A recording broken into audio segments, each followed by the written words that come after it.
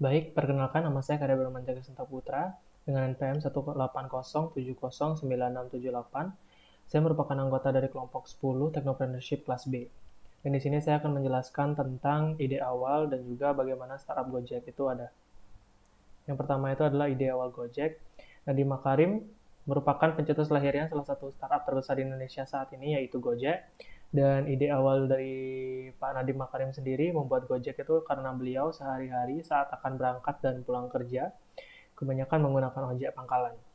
Lalu Pak Nadiem merasa bahwa dengan menggunakan ojek bisa membuat mobilitas ke berbagai tempat lebih cepat dan juga aman dengan tingkat kecelakaan yang lebih rendah. Karena sering menggunakan ojek, Pak Nadiem sering menanyakan keluhan apa yang dirasakan oleh abang-abang ojek tersebut.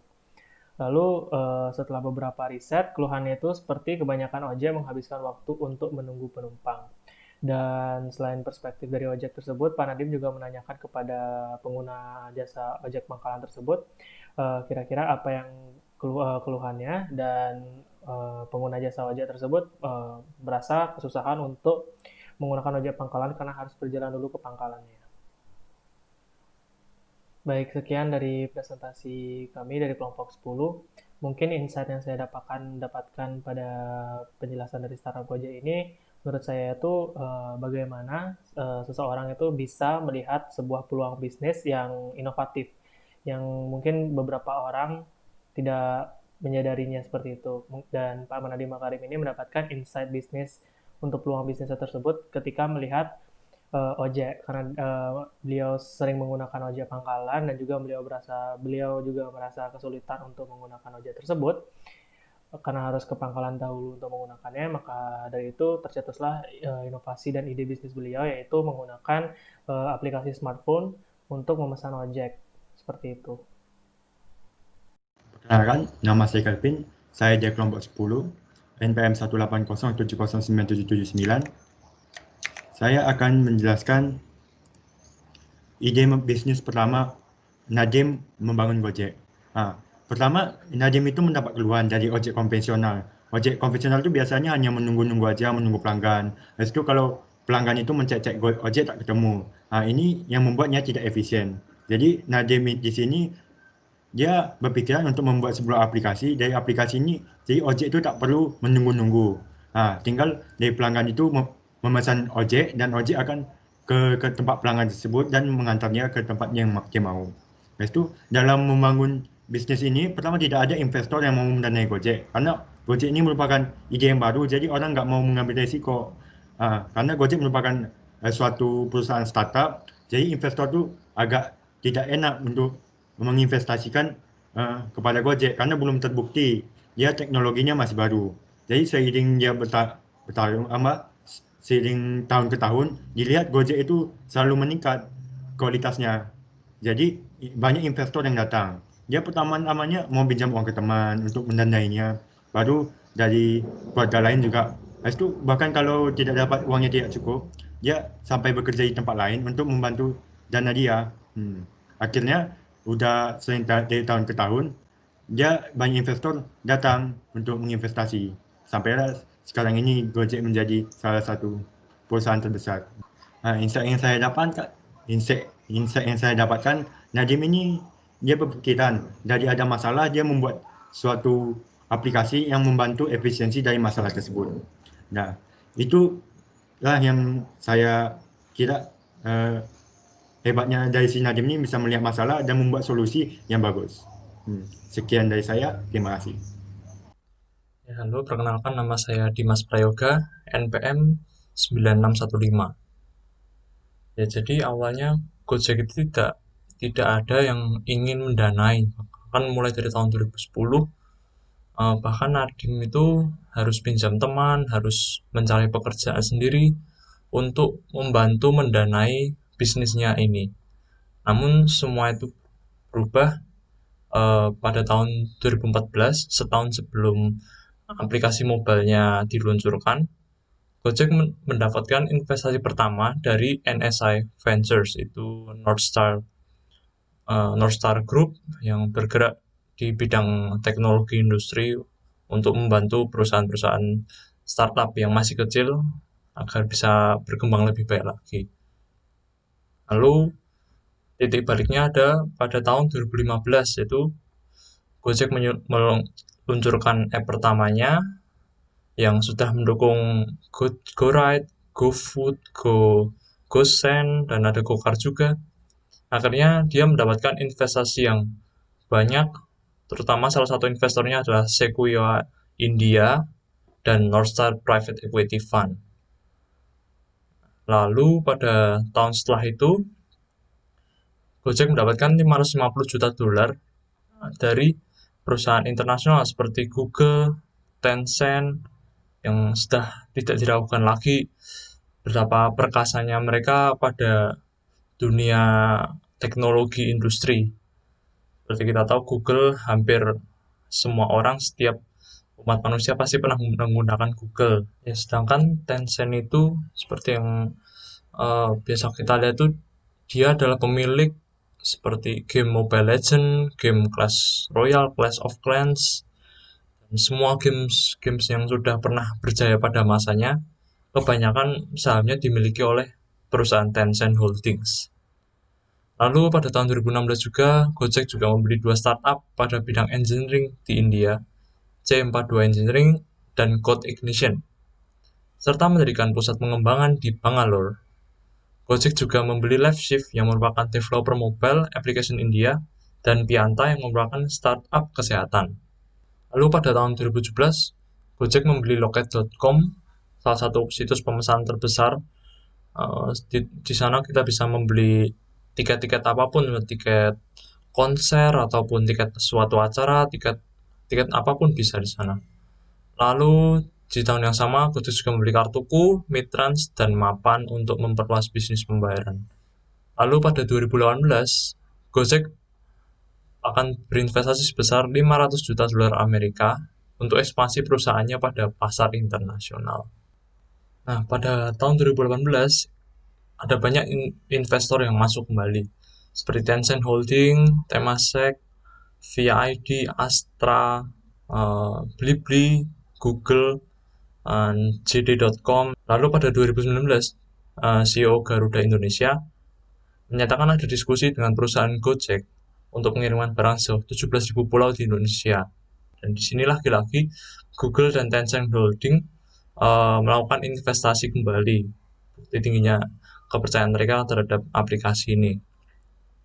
Lalu bahkan di tahun itu juga, Wall Street Journal melaporkan ada pembicaraan antara Gojek dan Amazon untuk kerjasama, di mana Amazon akan memberikan investasi yang besar untuk memperluas pasar Amazon di Indonesia. Nah, lalu pada 2020, Facebook dan PayPal resmi bergabung dalam jajaran investor Gojek. Dan Facebook sendiri kita tahu adalah salah satu situs media sosial terbesar dengan pengguna aktif mungkin mencapai miliaran per bulan. Dan PayPal seperti yang kita tahu itu sistem pembayaran yang sangat universal, hampir kita ingin bertransaksi online menggunakan PayPal, ingin kita berada di suatu negara, pembayaran menggunakan PayPal juga. Nah, Facebook dan PayPal ini dan semua investor lainnya ini bersama Gojek ini ingin membantu mendukung majunya ekonomi digital yang ditujukan terutama untuk UMKM yang masih tergolong rendah dan masih bertransaksi menggunakan cara yang konvensional. Nah, diharapkan dengan adanya Gojek ini, para UMKM tersebut bisa terbantu dan bisa mengikuti perkembangan zaman ekonomi digital. Ya, menurut saya yang patut dicontoh dari perjuangan Pak Nadiem Makarim dalam mendirikan Gojek itu adalah mencari solusi inovatif dari keresahan yang kita miliki. Seperti keresahan yang dimiliki Pak Nadiem pada saat itu adalah kesusahan mencari ojek. Dan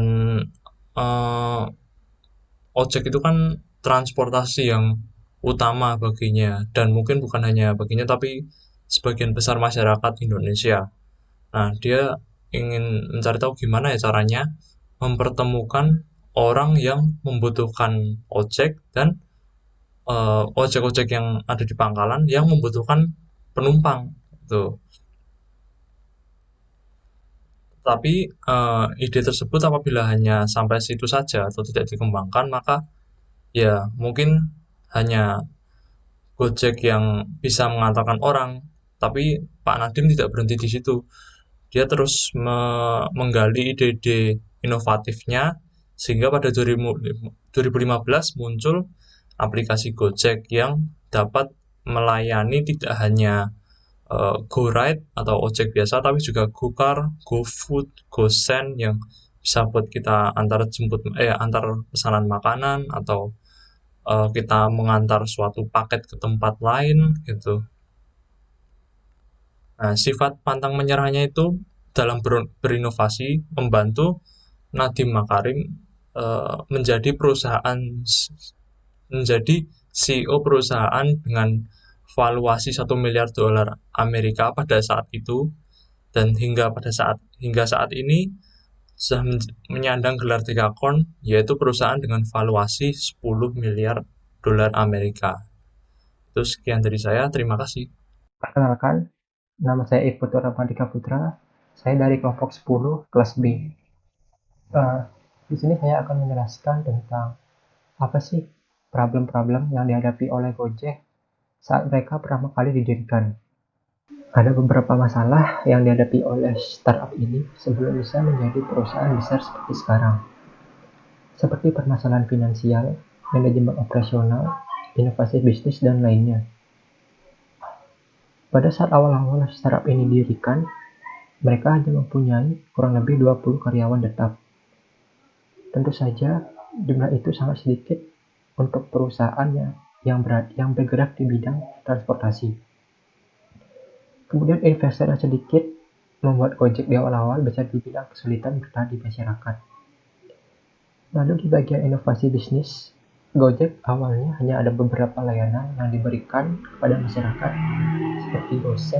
seperti GoRide, GoSend, dan juga GoMart. Dan seiring bertambahnya kesuksesannya, sekarang Gojek kurang lebih ada 24 layanan yang diberikan kepada masyarakat. Kemudian ada banyak sekali kompetitor yang mirip seperti Grab, Uber, dan lainnya, yang memiliki dana bisa dikatakan lebih banyak dibandingkan dengan Gojek. Itu dikarenakan Grab dan Uber adalah perusahaan yang sudah sukses di luar negeri, kemudian masuk ke Indonesia dengan dana yang sudah ada. Sementara Gojek, saat mereka mau dibuat, mereka terlebih dahulu harus meminjam dana yang bisa dibilang nominalnya tidak sedikit, kemudian baru aplikasi Gojek terbentuk. Kemudian, insight yang saya dapatkan dari penjelasan di atas adalah, dalam membuat startup ataupun bisnis lainnya, pasti ada saja problem yang menghambat pekerjaan kita. Tapi dari kisah Gojek ini, meskipun ada banyak problem yang menghadapi kita, jangan jadikan problem itu sebagai alasan untuk kalian mundur ataupun menyerah. Justru hadapi problem itu, kemudian cari solusi terbaiknya. Sekian dari saya, terima kasih. Perkenalkan, nama saya Rizky Apilar Tiarso, saya dari kelas Technopreneurship kelompok 10. Pada kesempatan kali ini saya mendapatkan bagian untuk menjelaskan bagian how to survive atau bagaimana cara sebuah startup bisa bertahan dan berkembang. Lalu bagaimana cara Gojek untuk dapat bertahan dan berkembang? Itu adalah kecepatan, inovasi, dan dampak sosial. 3 poin ini adalah 3 poin penting dalam Gojek. 3 poin ini adalah 3 kata yang akan terbesit dalam benak kita jika kita mendengar kata Gojek. 3 poin ini juga yang membuat Gojek berdiri, berkembang, dan bertahan hingga sekarang. Gojek melayani dengan cepat, serta akan terus berkembang dan belajar dari pengalaman. Gojek akan terus berkarya untuk memperbaiki layanan agar dapat memberikan kemudahan bagi seluruh penggunanya. Gojek konsisten dalam menciptakan dampak sosial yang positif kepada seluruh penggunanya. Kecepatan dan inovasi, seperti masalah-masalah atau problem yang sudah disebutkan oleh teman saya tadi, Gojek selalu mengatasinya dengan terus melakukan inovasi-inovasi yang cepat dengan mengikuti perkembangan kebutuhan penggunanya. Dulunya, awalnya Gojek menggunakan layanan call center untuk melakukan pemesanannya. Lalu mulai 2015 Gojek berinovasi dengan menggunakan Android dan iOS untuk melakukan pemesanannya. Setelah itu, Gojek tidak berhenti di situ. Gojek terus melakukan inovasi dengan terus memperluas produk layanannya, mulai dari GoCar, GoBluebird, GoSend, GoBox, GoFood, GoMed, GoPay, GoBills, GoPulsa, GoSure, GoInvestasi, GoGift, GoGlam, GoAuto, GoClean, GoMassage, GoPlay, dan GoTix. Gojek punya berbagai solusi untuk setiap situasi, memberikan pengguna kemudahan untuk melewati keributan sehari-hari. Dampak ekonomi sosial. Berdasarkan riset oleh Lembaga Demografi Fakultas Ekonomi dan Bisnis Universitas Indonesia pada tahun 2018, yang melibatkan 6.732 responden di 9 kota di Indonesia, Gojek memberikan dampak ekonomi yang positif untuk Indonesia. Gojek menyumbang sekitar 44,2 triliun rupiah bagi perekonomian Indonesia pada akhir 2018. Gojek juga membantu mitra driver. Sejak bergabung dengan Gojek, kualitas hidup mitra driver meningkat 100%. Mitra driver percaya bahwa dengan skema insentif dan kebijakan yang diterapkan Gojek, mereka dapat menyejahterakan keluarga mereka. Gojek juga membantu para mitra merchant. Ekosistem Gojek menunjang pertumbuhan UMKM di Indonesia.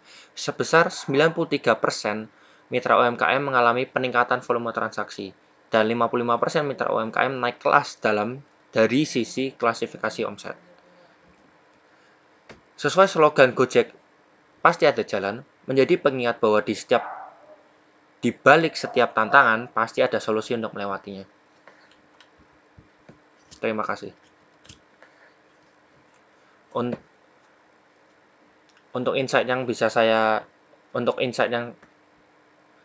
insight yang saya dapatkan adalah dari Gojek kita dapat belajar untuk menjadi kreatif, cekatan, dan inovatif. Di saat taksi dan ojek konvensional menjamur di Indonesia, ada seseorang yang berhasil menemukan ide untuk memudahkan pengguna untuk melakukan pemesanan ojek dengan menggunakan sambungan internet.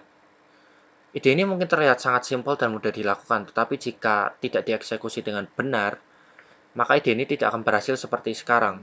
Selain itu, tidak cukup hanya dengan memiliki ide lalu mengeksekusinya dengan baik. Gojek juga harus terus berkembang dan dengan terus melakukan inovasi-inovasi baru agar tidak kalah dengan saingannya yang sudah meniru ide dari Gojek. Karena bisnis bukan bicara tentang siapa yang menang, melainkan siapa yang bisa bertahan. Selain itu, insight yang saya dapatkan lainnya adalah bahwa bisnis juga harus memiliki dampak sosial bagi sesama. Dengan memiliki dampak sosial, kita juga dapat berkontribusi bagi sesama dan bangsa Indonesia. Sekian dari saya, terima kasih.